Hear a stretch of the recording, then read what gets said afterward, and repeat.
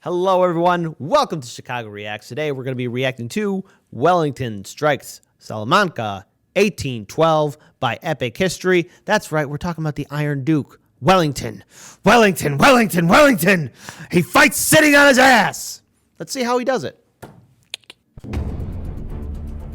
Spain, 1812. By 1812, Napoleon's French Empire had 250,000 troops stationed in Spain, bogged down in a war that seemed to have no end. They faced a bitter struggle against the people of Spain, who'd taken up arms in a guerrilla war, as well as the remnants of Spain's field armies and an Anglo-Portuguese army under Lord Wellington. But French forces in Spain remained formidable and in firm control of the capital, Madrid, and most major cities. And the year began with another great French victory in the south, and a calamity for Spain. This video is sponsored by Audible, our favorite place to go for audiobooks. Okay. They have an unmatched selection of fiction, comedy, classics, and original content, all of which you can listen to on the go, on pretty much any device you can think of.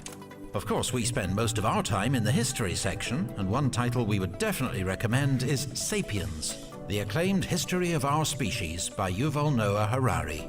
It's full of fascinating and often surprising ideas, such as how the ability to gossip gave humans a crucial evolutionary advantage, and why the farming revolution led to a sharp decline in quality of life for most humans. Oh.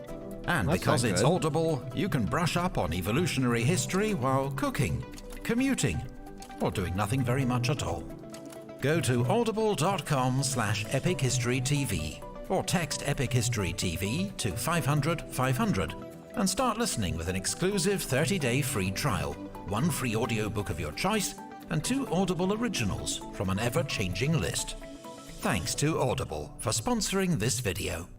So be sure to help out Epic History by going to this Audible, right? And for devices, look, certain devices won't work, but, look like that old guy was listening to some record player device that is somehow Wi-Fi compatible, which I think is pretty progressive. And as for the last picture, which was pretty offensive, that cat was stealing that drunk guy's beer. I'm not for that, but I am for supporting Audible, Epic History TV. So check it out if you have time. In fact, try and make the time.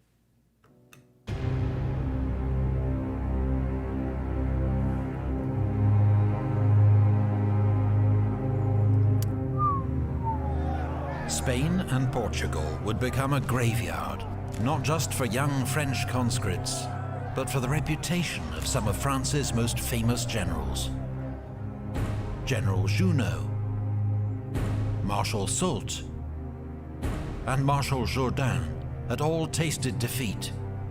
Marshal Massena had been recalled in disgrace. Marshal Louis-Gabriel Suchet was the exception. French generals in Spain were notorious for their looting. Soult, based in Andalusia, was probably the worst, Oh man, that freeloading thief. to have stolen 1.5 million francs worth of art from Spanish monasteries and churches. What? Okay, no. As governor of Aragon, Marshal Suchet behaved very differently. He enforced strict discipline on his troops, punishing any who tried to steal or extort money from the Spanish, while treating local authorities with respect. He combined this hearts and minds strategy with ruthless military action against the guerrillas that was able to establish firm control of Aragon. So he has what it takes to be a competent Lord Commander. Well done. Honorable. But, there's no honor in... Okay, never mind. In June 1811, after a particularly bloody assault, Suchet took the port of Tarragona, for which Napoleon rewarded him with his marshal's baton. The emperor then sent him reinforcements and ordered him to take Valencia. First, he routed a much larger Spanish army that attacked him at Saguntum, before he laid siege to Valencia. The city was packed with Spanish troops and refugees, and to avoid starvation, General Blake surrendered Valencia on the 8th of January 1812. The French took 18,000 prisoners, including 23 generals, and nearly 500 guns. I mean, just look, he's taking away all the land away from the rebels and the remnants of the Spanish military. I mean, it was a devastating blow to the Spanish cause. But to reinforce Suchet, Napoleon had stripped troops from other armies in Spain, and then withdrawn 25,000 of the best troops for his imminent invasion of Russia. oh, The result was that French forces in Spain were now severely overstretched. and just a quick historical reminder: there's only one group that has ever conquered Russia, and that is the Mongol Empire. Everybody else has failed miserably since then. So if you're not the Mongol Empire, don't go into Russia, okay? Just as Wellington prepared to strike.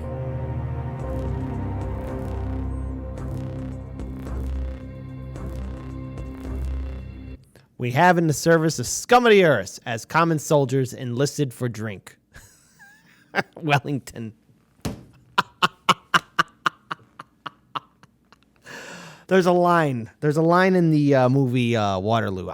Check it out if you have time. Again, it could be a little bit too long for some people, but it's there's a ballroom scene where he's I believe taking his sister or sister-in-law. They're parading around, and I think his sister-in-law or wife, I forget. It's been a while since I saw the movie, but she's remarking on how honorable and good the British soldiers are, and Wellington says they're scum.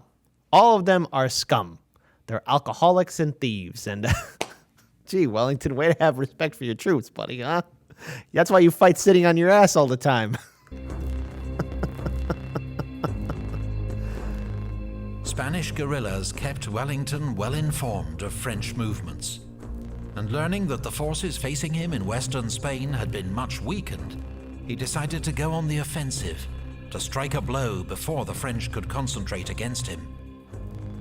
On the day that Valencia fell, he laid siege to Ciudad Rodrigo on the Portuguese-Spanish frontier.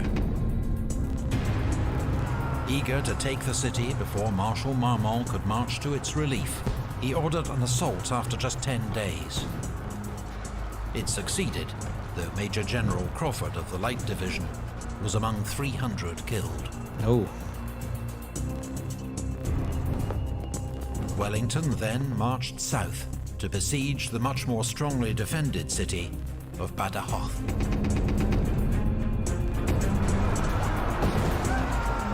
An assault was made on the night of the 6th of April. The first wave attacking the main breach were slaughtered. But what was supposed to be a diversionary attack on the city's castle with scaling ladders succeeded, and the city soon fell. The storming of Badajoz cost the British 3,700 casualties. In the aftermath, survivors went on the rampage, drinking, looting and raping, and killing more than 100 Spanish civilians before British officers finally restored order. Wellington had secured the two main routes between Spain and Portugal. Now he sent his most reliable subordinate, General Hill, with a small Anglo-Portuguese force to destroy the bridge over the Tagus at Almaraz. This was a vital link between Marmont's army of Portugal and Soult's army of the south, as the next usable bridge was at Toledo, 90 miles east. Wow. The bridge was well guarded by forts and redoubts, but Hill led a swift and daring assault. The French defenses were taken by surprise. The bridge itself and all the engineering equipment burned, for the cost of just 177 casualties. Wellington was now ready to begin his advance into... So basically, again, those two forces are cut in half, And if they want to get supplies, they now got to go to Toledo to get it. Yeah, all right. There does come a while where you just got to wrap things up and leave. To Spain. Spanish regular forces and guerrilla bands began operations to tie down as many French troops as possible. While from the Bay of Biscay, Sir Hugh Popham's naval raiding force made diversionary attacks on French coastal targets. In 4 days, Wellington was at Salamanca, as Marmont, outnumbered, withdrew behind the Douro River. But when reinforcements arrived, he crossed the river again. For 6 days, Marmont tried to march around Wellington's flank, but the British general matched him move for move, their two armies marching in parallel, often within sight of each other. How crazy is that too? Like, okay, marching in sight of each other. That is some otherworldly scenario right there for me. Like, because I think, you know, we're so used to seeing everything on television, or, you know, especially, you know, we have the comfort of not having any of these kind of battles anymore, but just knowing that your opponent, you know, an army equal to the size of your own army, is marching side by side trying to outflank you, and you could see them. That's man, that would scare the crap out of me. But on the 7th day, Marmont blundered. Oh, what'd you do, buddy? My dear, Marmont is lost. Wellington to General Lava, to his Spanish liaison officer. On the morning of the 22nd of July, Wellington's army occupied high ground 4 miles south of Salamanca. Marmont was not interested in a direct assault. He still sought to outflank Wellington, threaten his line of retreat to Portugal, and force him to fall back. Around 8 a.m., the French won a dash for a hill known as the Greater Arapil, which Marmont made his observation point. The French army began to swing round behind him. Marmont had convinced himself that Wellington was an overly cautious general who would not risk attack. No, never ever underestimate a man who fights sitting on his ass. Never do that, okay? That's what Wellington is known for. He fights sitting on his ass. Come on. The hills hid most of Wellington's army from view.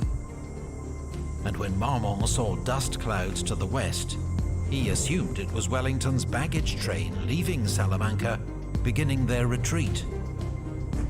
But it was the British 3rd Division and a Portuguese cavalry brigade moving up to strengthen Wellington's flank. Because he wasn't planning a retreat. He was about to attack.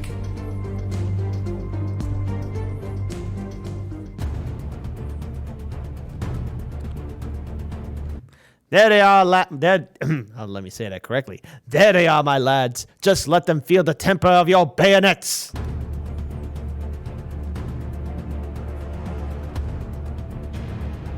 Around 2 p.m., Marmont ordered the 5 infantry divisions waiting in the woods behind him to march west, to cut off Wellington's imagined retreat. General Mokoon's 5th Division, in the lead, stopped to engage what was presumed to be the British rearguard in the village of Los Arapiles. General Thomier's 7th Division continued west past it. Wellington watched as the French left flank became increasingly strung out and knew it was an opportunity too good to miss. He galloped 3 miles across country to the 3rd Division to give the crucial orders in person. Many of his staff officers struggled to keep up. On arrival, he instructed the division's commander, his own brother-in-law, Edward Pakenham, to attack and drive everything before him. And then Wellington hot-footed it right back to the battle and sat right on his ass to continue the fighting. Never underestimate a man who fights on his ass. 3rd Division's advance was hidden by low hills until the last minute. Thomière's division was caught completely unawares and shattered by the assault. Oh, wow. Thomière's himself was killed. Half his division killed or captured. The rest soon put to flight. At this crucial moment, Marshal Marmont was hit by a British shell and carried from the field seriously wounded. His second-in-command, General Bonnet, was himself wounded an hour later, so command passed to General Clausel. 45 minutes later, the British 5th Division attacked, supported by 2 Portuguese brigades and General Lemarchand's dragoons. The French saw the cavalry coming and formed square, but were hit first by the British infantry, who unleashed a close-range volley, then charged with the bayonet. The French were routed and charged down by Lemarchand's cavalry. French 6th Division was caught up in the collapse. Lemarchand himself was shot from the saddle, but his brigade had helped destroy 8 French battalions and capture 2 Eagles. Wow. Wellington's echelon attack continued as Cole's 4th Division advanced in the center.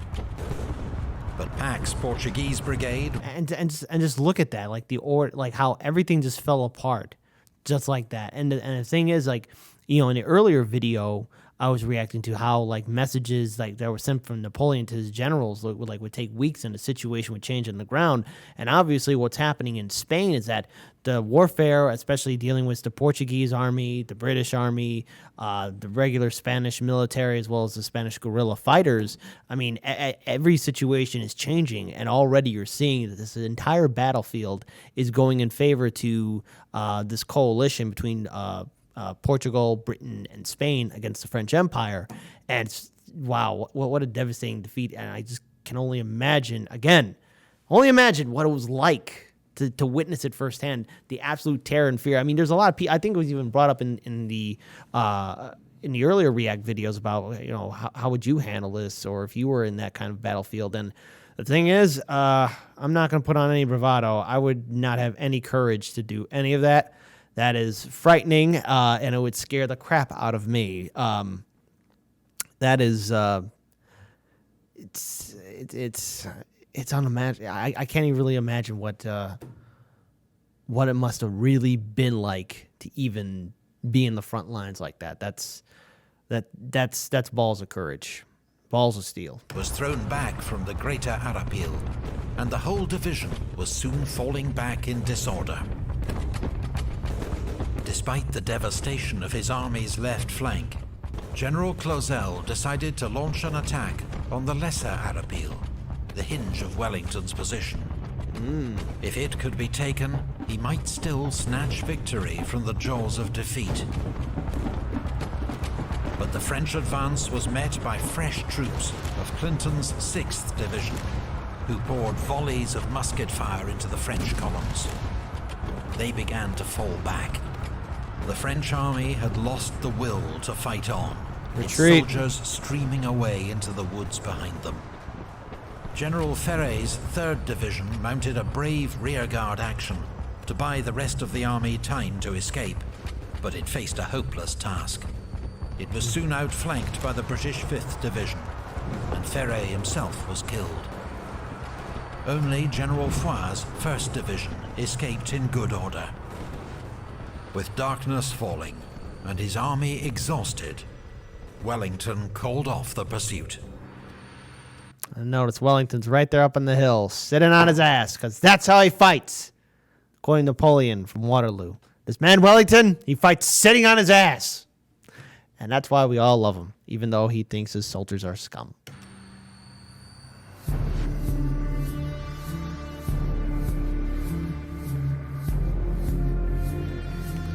A deputation of the Cortes came to congratulate me upon your victory, hailing you as the savior of Spain. All right.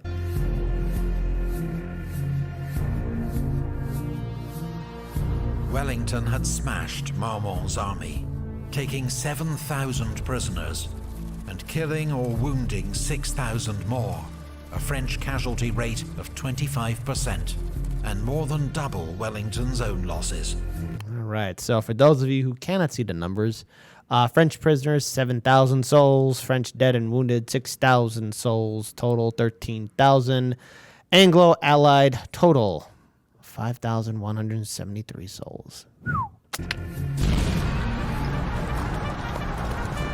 The next day, dragoons of the King's German Legion attacked the French rearguard and achieved the almost unheard-of feat of charging down a French infantry square and taking another 1,000 prisoners.